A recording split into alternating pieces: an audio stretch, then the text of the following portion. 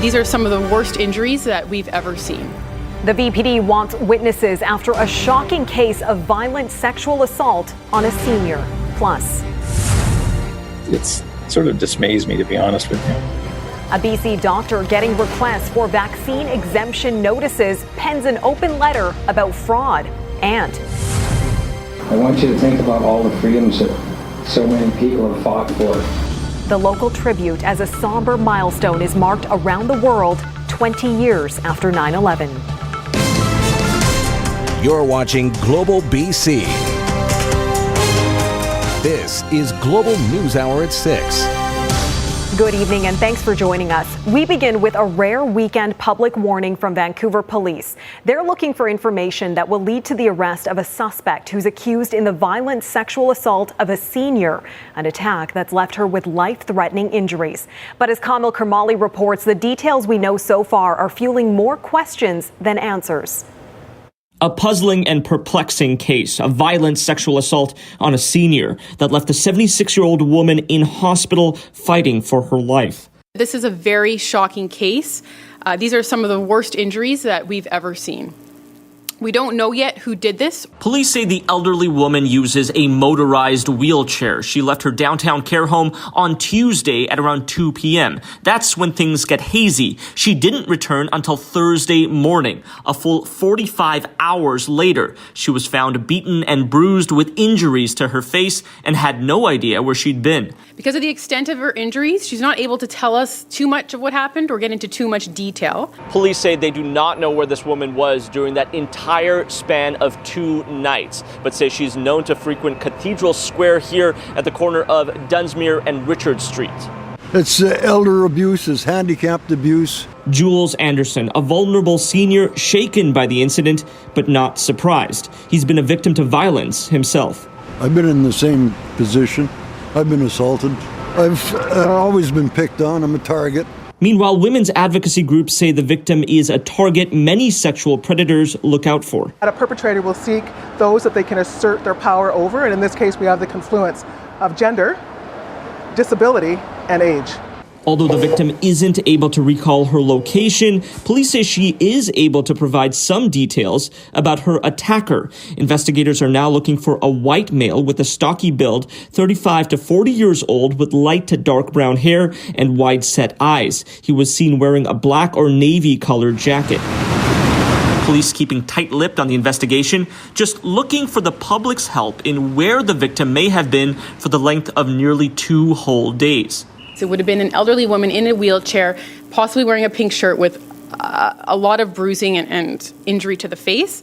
So that is why, if that rings a bell for anybody. But say they may release more details if they keep hitting dead ends. Kamil Kermali, Global News. Police in Surrey are aggressively looking for the suspect who opened fire on one of their own. Officers combed the area of 82nd Avenue just past 128th Street all night into the morning after a Surrey RCMP officer was shot at last night. The officer tried to conduct a traffic stop of the driver of a black sedan just before 9 p.m.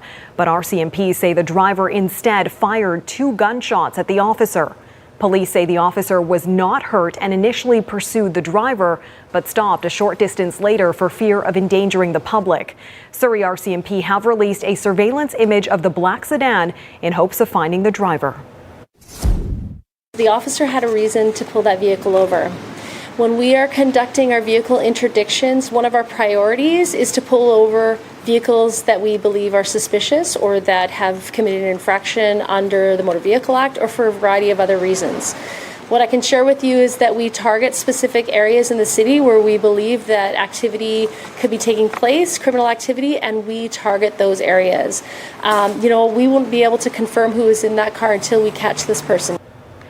Police have also released another photo, this one of another vehicle whose driver may have information about the investigation. This driver is not a suspect in the shooting. Police are just looking to speak with this driver as a possible witness. Police on Vancouver Island are searching for a suspect in 2 separate ramming incidents involving pedestrians and a police cruiser. 28-year-old Jonathan Pachetti is wanted on warrants for assaulting a police officer with a weapon, fleeing police, dangerous driving, and mischief. Central Saanich police allege he drove his truck onto the hood of a cruiser and pushed it aside during a traffic stop on August 31st. Last Sunday, Pachetti allegedly tried to ram a woman and her two friends as they walked near Dallas Road in Victoria. No one was hurt in either incident. If you see Pachetti or his truck, a 1999 green Ram Dodge 2500, you're asked to call 911. Vancouver police busting an alleged speed demon for the third time this year. The VPD traffic unit caught the driver of this Nissan 300ZX doing 107 kilometers an hour in a 50K zone. It was along Terminal Avenue on Wednesday afternoon. Police say this was the third excessive speeding charge this year for the same driver. The ride was impounded for 90 days. And police in Abbotsford are investigating the cause of a serious overnight crash on Gladys Avenue. It appears a car landed on some train tracks. A power pole was damaged, and BC Hydro reported outages in the area, impacting hundreds of customers.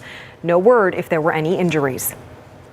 With the province's vaccine passport set to take effect on Monday, some are rushing to get last-minute vaccinations, but others are still not sold on the shot. And as Kristen Robinson reports, a Kamloops area doctor says his clinic has had to fight back against patients who are seeking a way to avoid getting immunized.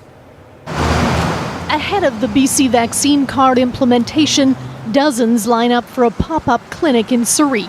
The local community, including businesses, partnering with Fraser Health to reach some of the 22% of BC's eligible population not yet fully vaccinated.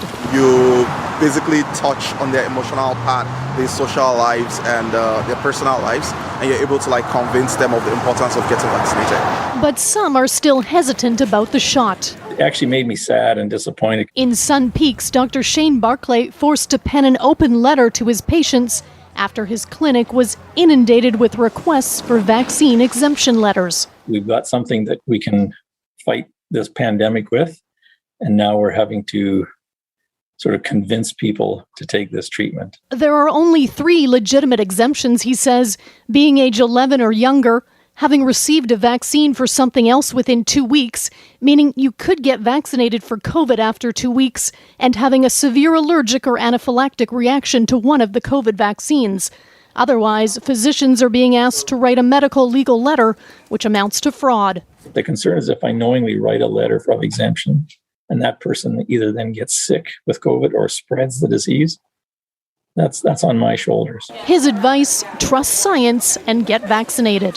Almost every patient I've treated in the recent past was not vaccinated. As ER doctors like Vancouver's Jeff Yu take the message to social media while battling the Delta variant in COVID's 4th wave. It's soul-crushing to see so many young people get ill with a disease that could have been preventable if they had just gotten the vaccine. Kristen Robinson, Global News. Those fighting to hold a referendum over the future of policing in Surrey feel they're getting a lot more attention from city bylaw officers these days. That follows a run-in involving Mayor Doug McCallum last weekend that's being investigated by the RCMP. Julia Foy has the latest. If you want to find people, just follow the dogs. Thank you so much indeed. Saturday morning, a group of canvassers came to Dogwood Park in South Surrey to collect signatures on a petition. It's going very well, so we intend to win, and we will win. The Surrey Police Vote Group is trying to collect 37,000 signatures by mid-November. Then it can ask the province to hold a referendum and ask Surrey residents whether they want to keep the RCMP or transition to the Surrey Police Service, an option that's been pushed by Mayor Doug McCallum. They feel that the process so far, initiated by the Police Chief McCallum, has not been honest, not been open, not been transparent. But petition volunteers are feeling some pushback themselves. Danes was given a ticket by bylaw officers. They took great exception to the fact that I had this sign at the back of my car, said I was in contravention of bylaws, quoted a number of bylaw numbers. I think it's quite a stretch of the imagination to look at the bylaw that they claim was broken. I don't believe that has ever happened before. They ran right across here. This is not the first time petitioners have come toe-to-toe with the mayor. Last weekend, McCallum allegedly got into an argument with volunteers outside a local grocery store. He claims one woman drove into him. As she pulled out and turned right, she clipped my knee and my bottom leg and then ran over my foot at the same time. Surrey vote canvassers say the mayor's accusations or bylaw tickets will not stop the signatures. Despite the best efforts to harass, intimidate and bully, the interest is phenomenal. Whole families coming in van loads to sign. There is no doubt about it. The public wants their say. Julia Foy, Global News. BC's uniform gang enforcement team has been deployed to Revelstoke to help provide security for residents as dozens of bikers have descended upon the small city for an event. Darian Matassa-Fung has the story. Members of BC's uniform gang enforcement team are in Revelstoke for the weekend as dozens of bikers have gathered in the southeastern BC city. Their presence is to hopefully deter any violence from happening between rival outlaw motorcycle gangs. It is a biker event. What we know, or traditionally what we know, as we've seen numerous times in Canada, is that these types of events do attract members of outlaw motorcycle gangs. The Special Forces team is assisting the local detachment in hopes of not having a repeat of what happened in Cranbrook on July 23rd. Really there to protect the public for any kind of situation that may happen. As we know, back in July, residents of Cranbrook experienced a situation where we had rival outlaw motorcycle gangs in their community, which resulted in a violent incident with several people going to hospital. That's what we wanted to prevent. Mounties were called to a gas station on Cranbrook Street North around 7 p.m. to reports of multiple people fighting, and 5 people were sent to hospital with non-life-threatening stab wounds. The gang enforcement team regularly responds to communities around the province to provide support to police agencies, either proactively or reactively. We have seen different jurisdictions within BC start to have their rides. Outlaw motorcycle gang groups are having their rides as well. So what we would want to do is just ensure that they understand that we are present. Organizers of the event declined an interview, but did say the event is legal and that all attendees are following public health orders for the region. Darian Matassa-Fung, Global News, Revelstoke. After the break, remembering 9/11 20 years later. In the last 20 years, my family and I have at times known unbearable sorrow and disbelief. In Ground Zero, the families of 9/11 victims remember lost loved ones and the renewed fears on a somber anniversary. Ordinary people who became extraordinary examples of bravery. And how the pandemic changed but didn't stop the annual 9/11 memorial ride from Tsawwassen to the Peace Arch border. A somber milestone day today, the 20th anniversary of the September 11th attacks in the U.S. For millions around the world, the day brings back renewed grief from the past 2 decades after terrorists in planes killed nearly 3,000 people in New York, Pennsylvania, and outside Washington, D.C. Jennifer Johnson has more. Christy A. Adamo. The names of the lost were remembered at the Ground Zero Memorial, every one of the more than 2,700 people killed in New York on the morning of September 11, 2001. 2 moments of silence were held to commemorate when each plane hit the towers. U.S. President Joe Biden attended the somber ceremony, along with former Presidents Barack Obama and Bill Clinton. 2 decades have passed, but for those who lost loved ones, it seems like yesterday. In the last 20 years, my family and I have at times known unbearable sorrow and disbelief about the lives that would never be. In Shanksville, Pennsylvania, bells were rung in remembrance by the 2 emergency responders first on the scene after United Airlines Flight 93 went down as passengers tried to stop the terrorists. President Biden chose not to give a nationwide address on this day, but Americans did hear from former President George W. Bush, the nation's leader on 9/11. The world was loud with carnage and sirens, and then quiet with missing voices that would never be heard again. A ceremony was held at the Pentagon, too, where terrorists crashed American Airlines Flight 77 into the building that houses the country's top military leaders. This anniversary comes less than 2 weeks after America's chaotic end of the war in Afghanistan that began after 9/11. A war that killed mastermind Osama bin Laden but left behind other extremists. America's defense secretary, who fought in Afghanistan, promised the job is not over. It will always be our duty to fulfill their missions and to live up to their goodness. 20 years later, Americans are concerned that al-Qaeda, the terror network behind the 9/11 attacks, will regroup in Afghanistan. The pain of this day remains fresh in millions of minds, with renewed fears something like this could happen again. Jennifer Johnson, Global News, Washington. It's 11 a.m. and I know there's something strange. And another somber ceremony in Gander, Newfoundland today, also to commemorate the 9/11 attacks. With its location on the main North Atlantic air corridor, the community served as a key point for planes to land as the U.S. closed its airspace after the attacks. Within hours, 38 planes landed in Gander, and the town of 11,000 people welcomed 7,000 bewildered passengers. Today is also a reflection on ourselves, on how we live our lives and how we treat our fellow humans. This is a day of acknowledgement that darkness is overcome only by light and hatred only by love. And it's a reminder to all of us to be that light and to share that love. And on this milestone anniversary of the 9/11 attacks, first responders joined motorcyclists in a special memorial ride from Sawasan Mills.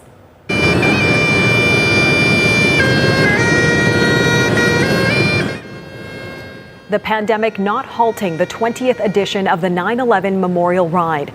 Due to Peace Arch Park restrictions, the ceremony was held in the mall parking lot before the emergency vehicle procession to the Peace Arch border. Retired Coast Guard employee Guy Morrell was inspired to honor the victims of the September 11th terrorist attacks after visiting Ground Zero a year later. He remembers his daughter when he thinks about the families who lost loved ones. I've been fortunate to watch her grow and get married. But I think of the emergency responders that did not have that opportunity. Those who perished that day, and many who are still suffering and dying because of that attack. This ride, I want you to think about all the freedoms that so many people have fought for. I want you to think of every one of those emergency responders who did not have the privilege of sharing another day. Still ahead, federal leaders campaign in BC, and our Richard Zussman sits down with one of them. Plus, how Justin Trudeau is responding to Jody Wilson-Raybould's new book on the SNC-Lavalin affair. And the warning from doctors in Alberta amid a spike in pregnant people ending up in ICUs. There is outrage over a video that shows RCMP using a vehicle to knock down a man seen carrying a gun in a rural area south of Edmonton. First, a warning: the video in this story is disturbing. The footage shows a man walking on the side of the highway near Wetaskiwin carrying what appeared to be a gun. A police vehicle pulls up and knocks him forward. The man stumbles but continues. That's when the truck hit him again. This time he falls to the ground. RCMP say the action was taken when the man refused to drop the weapon. A 25-year-old St. Thomas, Ontario man is facing a charge of assault with a weapon for allegedly throwing gravel at Liberal leader Justin Trudeau at a campaign stop last week. The London Police Service says Shane Marshall has appeared in court and has another appearance scheduled for October 6th. Trudeau has faced angry protesters at a number of campaign stops, with all party leaders calling for an end to the violence after the gravel throwing incident in London.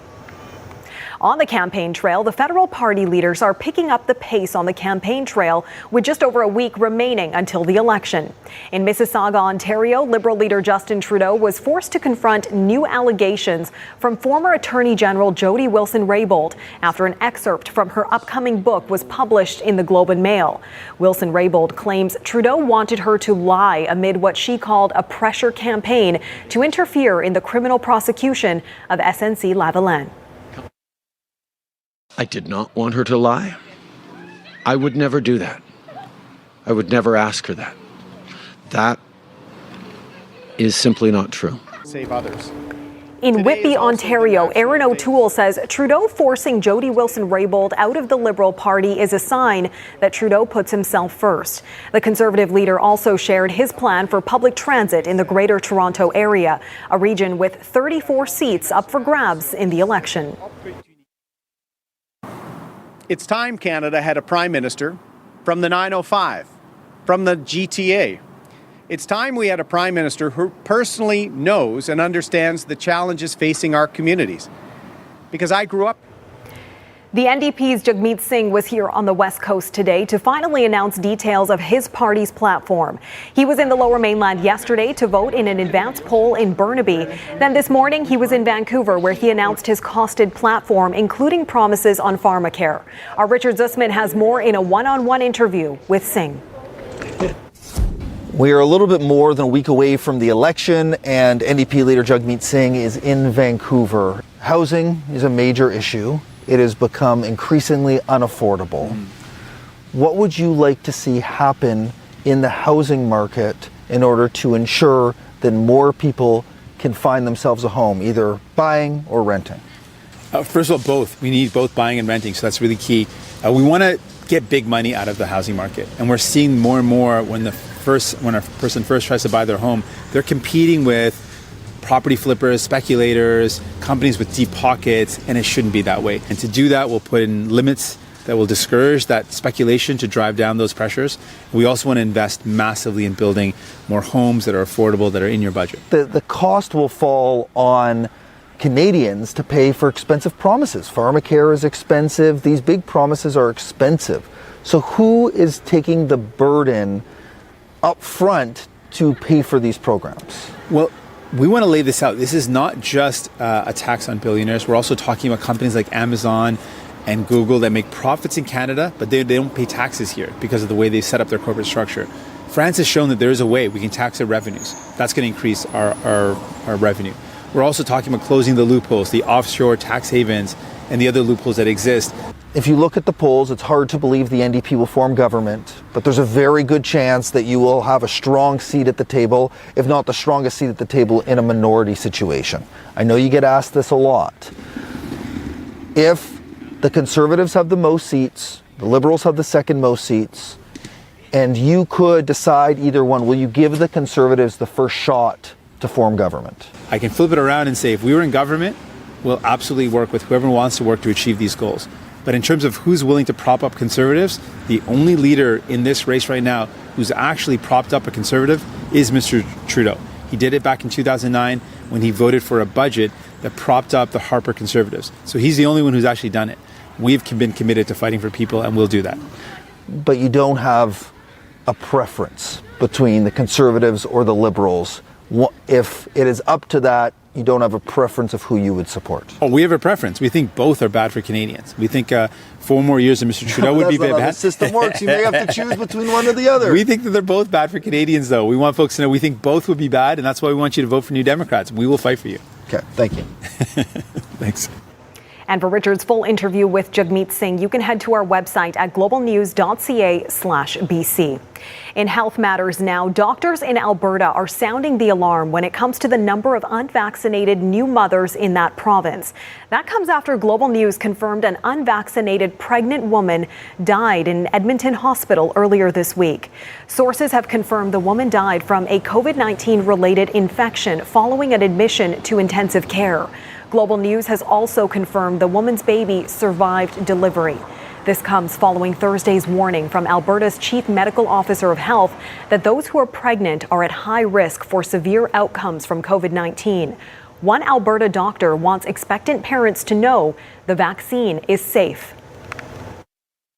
If a mom gets vaccinated, the vaccine itself does not actually, there is no way it can get to babies. And the antibodies, the protection, that gets into her bloodstream and goes through the placenta to protect baby. On Thursday, Dr. Hinshaw said that in August alone, 6 pregnant Albertans were admitted to ICU due to COVID-19, all of them unvaccinated. That's in comparison to the 7 pregnant Albertans admitted to the ICU for COVID-19 in the entire first year of the pandemic. And coming up next, strong winds and storm surges. A look at the damage as Hurricane Larry wipes out power, trees, and fishing wharves across Newfoundland.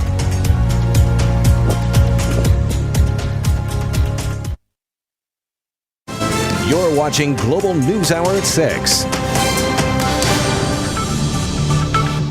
I like the dances. Yeah, the performances. Live entertainment, lights, lanterns, and food. How the new Light Up Chinatown Festival is bringing people back to the hard-hit historic community. That's after weather. First, cleanup efforts and damage assessments are well underway in parts of Newfoundland and Labrador after Hurricane Larry made landfall overnight. There's the trees right over here. A Vancouver resident sent us this video outside his hotel in St. John's as the Category 1 storm hit the southern coast of the island. Larry brought sheets of rain and sustained winds of 130 kilometers per hour across the Avalon Peninsula. About 60,000 customers lost electricity at one point as the storm brought down trees, power lines, and scattered debris across streets. A local elementary school had its roof shredded by powerful winds. Larry is now a post-tropical storm and now out to sea, headed for Greenland. And let's bring in meteorologist Yvonne Schell now, who's been tracking the storm. Tropical storm now, so it's been downgraded. What's the latest? We are going to still continue to see for Atlantic Canada large swells right now. Oh, I see if we can get that bug for the global news just removed there so I can see what the winds are at, but they're over 100 kilometers per hour. And we are seeing more of a northeasterly wind. Thank you so much in the control room, but we've got some of those gusts just over 140 kilometers per hour. So Atlantic Canada will still be impacted as the cleanup continues across that region. Now, here back at home, it's been a great start to the weekend. We've had cloud cover. We've seen some on and off showers. We will see some sunshine in the mix, and I'll have the timeline coming up in just a moment. Temperatures are sitting at 16. We've got a southeasterly wind at 15 kilometers per hour. Here's a snapshot of the satellite and radar. What we're seeing now is still a few isolated showers, especially across the island, Metro Vancouver, and stretching in towards the Fraser Valley. It continues overnight and into the morning hours, and then breaks as we get in through the afternoon tomorrow. The instability is there at this hour across the central interior. We're seeing the risk of thunderstorms, and the next weather maker that is going to move in along the northern half of the province will continue to bring wet weather across the region overnight and then tapering off to showers by the day. So overnight for Metro Vancouver, though, we're down to 15 degrees. As we get in towards the afternoon with the partly cloudy sky, it is drying out, and temperatures tomorrow will be closer to 19. We're right around the average for this time of the year. On the future cast, though, the area of concern as we get in through the afternoon and early evening will be for the southern interior and the southeastern corners of the province. We're looking at the chance of showers, and there is a bit of instability where we're looking at a slight risk of a thunderstorm. So the concern for tomorrow with some active weather will be along the southern half of the province, especially towards the interior, and we'll still be looking at wet weather along the northern half. Now, the Smoky Skies bulletin for the following areas, southern Okanagan and stretching in towards the Kootenay, still being impacted by the smoke over the next 24 and 48 hours. Those with respiratory issues will try and want to limit the amount of time spent outdoors if possible. Now, the northern half of the province will see that rain tapering off to showers for tomorrow, highs up to 14 degrees. Some breaks, especially across the central interior with highs closer to 17. Southeastern corners will see that risk of a thunderstorm, some instability, temperatures into the low 20s. And all areas across the south coast overnight, tomorrow morning, cloud cover with the chance for some showers. We'll see more of a clearing on the way with the partly cloudy sky towards the afternoon. A bright spot on a Monday. Blip will be on Tuesday, and then back into some sunshine for a Wednesday. Neetu? All right. Thanks so much, Yvonne. A weekend lantern festival is brightening up Vancouver's historic Chinatown.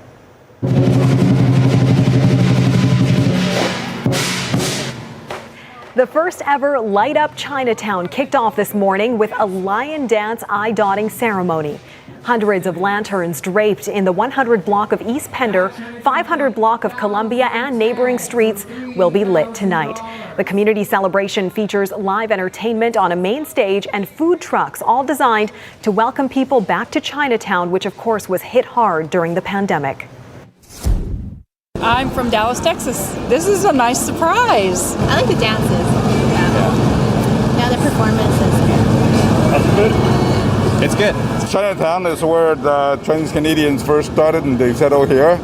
And lately it hasn't been doing too well, and we need to support Chinatown, make sure that this historical place continue to thrive. Synonymous with excellence, with the dedication. Light Up Chinatown runs through to Sunday. Organizers hope it will become an annual event. Well, seems like it's off to a great start.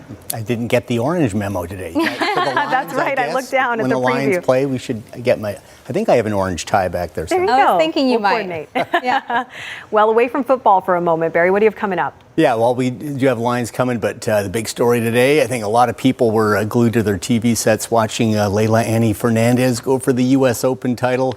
Unfortunately, fell just short, but what a battle between two very talented and precocious teenagers. We'll have highlights of that coming up. And Annie, so mature beyond her years, a very poignant speech towards the New York crowd on a special 9/11 anniversary. So we'll have some of that as well. Well said. Thanks so much, Barry. And still ahead, after the discovery near the former Kamloops Indian Residential School, to Kamloops to Shwetmik Cookpee, Roseanne Casimir joins me to discuss the federal election campaign and her message to the party leaders. Stay with us. The revealing of unmarked burial sites on the grounds of the former Kamloops Indian Residential School this summer unearthed a tide of grief and anger across the country.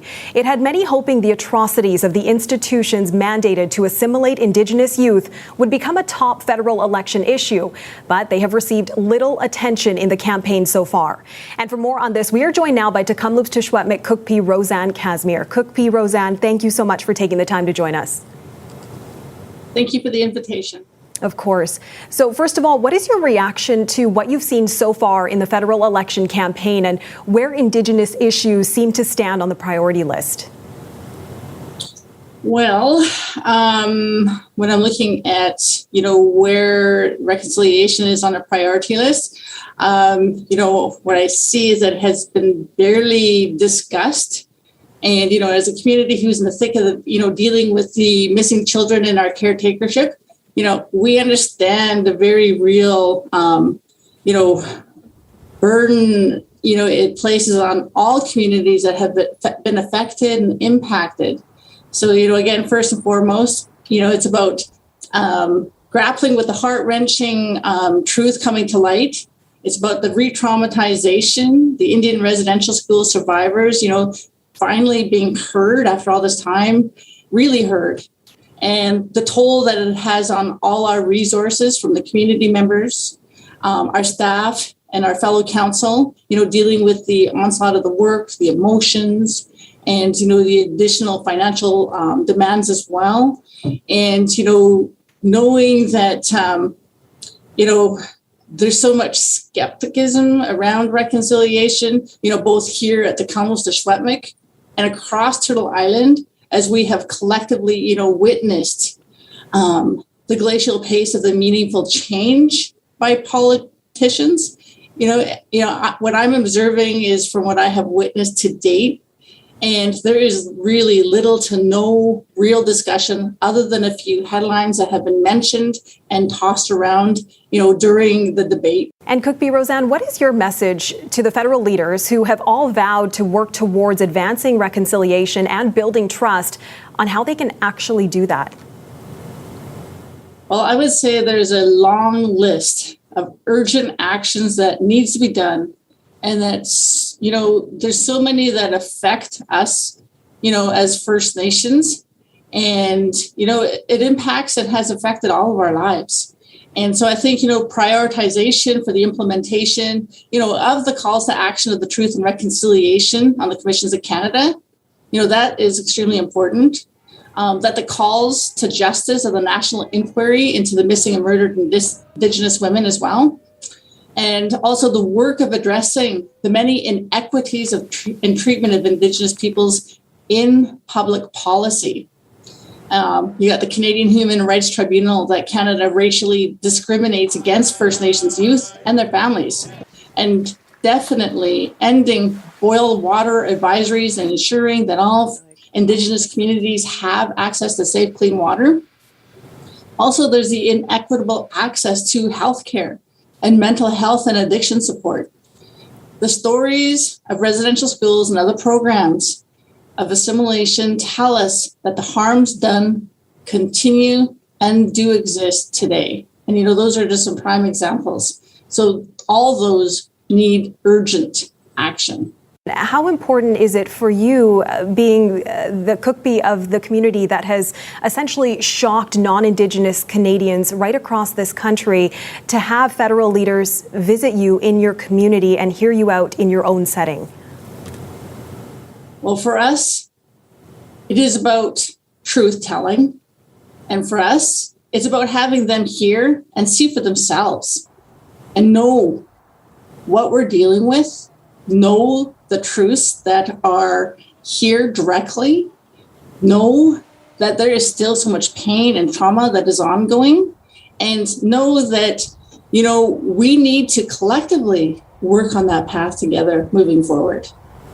All right, Cookbee Roseanne again joining us on Global News. Cookbee Roseanne, thank you so much again for your time. Thank you. And coming up in sports, youth is served. 2 teenagers in a battle for the ages in the Women's U.S. Open Championship.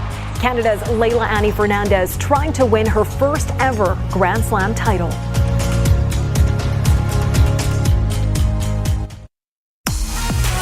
Head to BC Place for Sevens Rugby. The HSBC Canada Sevens Tournament returns for another year of high-intensity Sevens Rugby, paired with a spectacle of entertainment and fan engagement.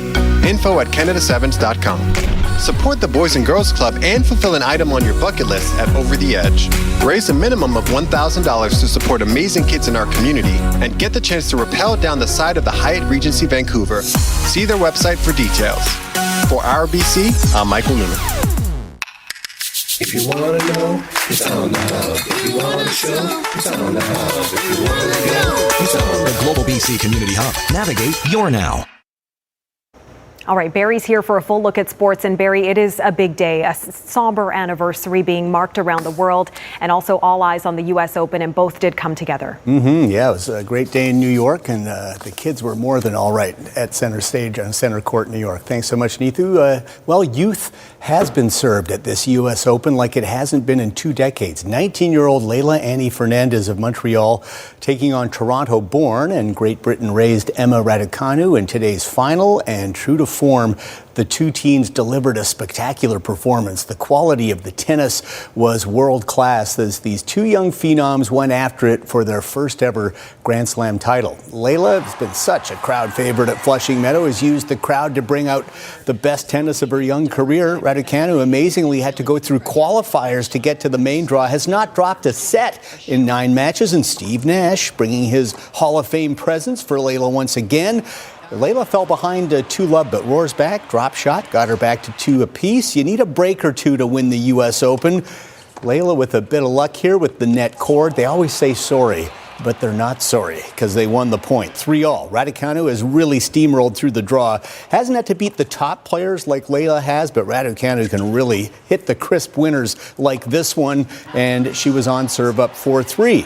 Leila, though, matching her shot for shot. Big serve sets up the even bigger forehand, 4-all, as these 2 teens slug it out. But Raducanu continues to pressure Leila's serve. Leila not serving at a very high first serve percent, and it eventually cost her. Raducanu with the break takes the first set 6-4 in 58 minutes, but fantastic tennis. Early second set, Leila, deep return, sets up the winner, and she gets the break of serve to go up 2-1. But the young Brit responds, jumps on that second serve for the winner, ties it 2 apiece.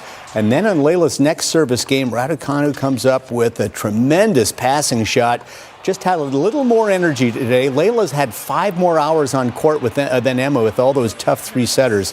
So it's 4-2 Raducanu. But we know Leila will fight, and she fought off some match points. Somehow stays in this point and then will crack the winner, holds for 5-3. And then Leila pressuring Emma with a great return. The Raducanu lob will be long here.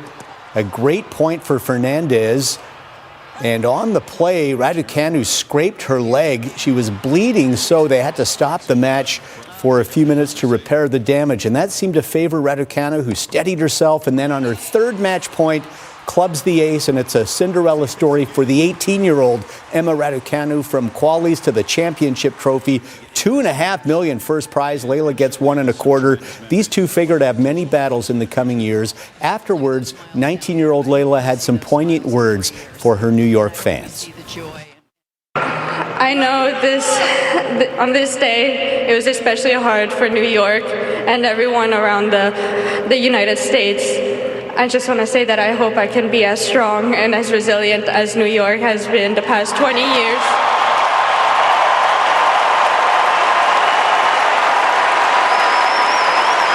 Thank you for always having my back. Thank you for cheering for me. I love you, New York, and hope to see you next year. I think she will be a fan favorite there forever. The Lions should be well rested as they get back at it tonight at BC Place against Ottawa. The Lions handily beat the Red Blacks on the road 2 weeks ago. They had the bye this past week. Now they play again. You can hear the game on AM 730 starting at 7. And of course, we'll have all the highlights tonight at 11. CFL today, a busy day. Riders and Blue Bombers from Winnipeg. They call it the Banjo Bowl. It was just 12-9 Winnipeg at the half, but they blow it open late in the game. Zach Collaros to Darvin Adams. It's a 39-yard touchdown, 26-9 Bombers, and then Collaros is going to go deep again, 42-yarder to Kenny Lawler, who makes a fantastic catch while falling down. The sellout crowd loves it. Winnipeg bombs Saskatchewan to sweep the two-game series, 33-9 the final. Bombers lead the West at 5-1, and the Riders are now 3-2. And Stampeders and Elks from Edmonton, Bo Levi Mitchell back at quarterback for Calgary. A physical battle. Kamar Jordan, look out! Hammered by Keyshawn Bierria. 9-6 Stamps at the half, all field goals in the third. The most exciting play in football, the backup quarterback sneak for a touchdown. Stamps Jake Mayer takes it in. 16-6 at that point, 22-16 Calgary late in the fourth.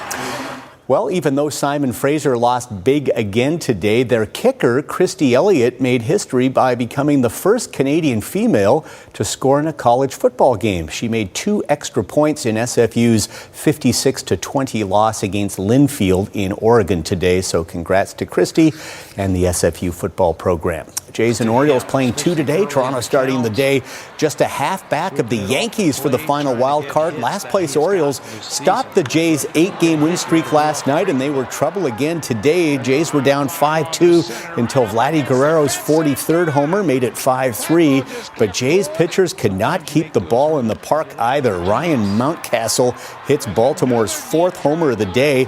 Orioles built up a 10-5 lead, but the Jays were not done. They cut it to 10-9 in the 7th, and then with 2 out, George Springer, who has just one good leg right now, with a 2-run homer just fair to left, and 11-10 Jays, unbelievable. And with the win, they move into a tie with the Yankees for the wild card. In the second game right now, it's 1-0 Orioles in the 5th.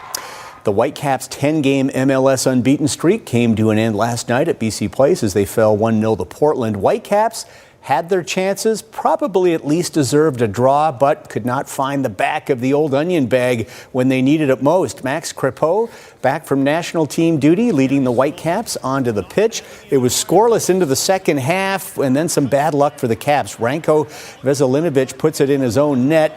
He had good intentions, but had to let that one go through, but it's off him and in. The best chance for the Whitecaps, Daber Caicedo had a shot that looks like it's headed in, but how about the defender backing up the keeper to keep it out? It ends 1-0 Timbers. The Caps remain 8th in the West, but still playing some pretty good soccer. If we have to lose games, it's good to lose games like this when we don't deserve and we play and we outplay the opponents. So we don't have to get frustrated. In soccer, sometimes you can't control the outcome, but you can control the process, and the process is going well. And Cristiano Ronaldo in the starting 11 day today for Man United as they hosted Newcastle. Ronaldo, as we know, loves the big stage, and he went right to center stage in this one. Scores on the rebound there. Old Trafford was bumping after that. And then Ronaldo would add a second in the 62nd minute runs onto it and then does all the legwork, drills it through the wickets. It's like he never left. 2 goals in his United return at Old Trafford, and Man U win 4-1. They're tied for first with Chelsea with 10 points through 4 games. And Neetu, that is sports. All right, thanks so much, Barry. And we'll be right back with details on the latest Asian giant hornet's nest found in the Pacific Northwest. Stay with us. For the so-called murder hornets in the Pacific Northwest. Earlier this summer, we told you about a nest of Asian giant hornets found just across the border in Blaine, Washington. Now, state agricultural officials have found 2 more nests of the invasive species close to where the first one was located. They took down one of the 2 nests today and are also working on eradicating the third.